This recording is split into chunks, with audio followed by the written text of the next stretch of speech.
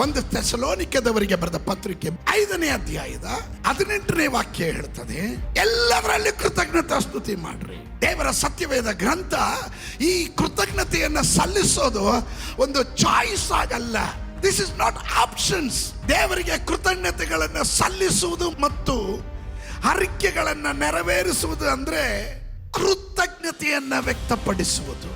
ದೇವರ ಕೃಪೆಯಿಂದಲೇ ಆರ್ಥಿಕವಾದ ಆಶೀರ್ವಾದ, ದೇವರ ಕೃಪೆಯಿಂದಲೇ ಶಾರೀರಿಕವಾದ ಬಲ, ದೇವರ ಕೃಪೆಯಿಂದಲೇ ಮಾನಸಿಕವಾದ ಸಮಾಧಾನ, ದೇವರ ಕೃಪೆಯಿಂದಲೇ ಕೌಟುಂಬಿಕವಾದಂತ ಅನ್ಯೂನ್ಯತೆ, ದೇವರ ಕೃಪೆಯಿಂದಲೇ ಆತ್ಮಿಕವಾದ ದರ್ಶನ, ದೇವರ ಕೃಪೆಯಿಂದಲೇ ನಾವೆಲ್ಲರೂ ಉಳಿದವರಾಗಿದ್ದೇವೆ.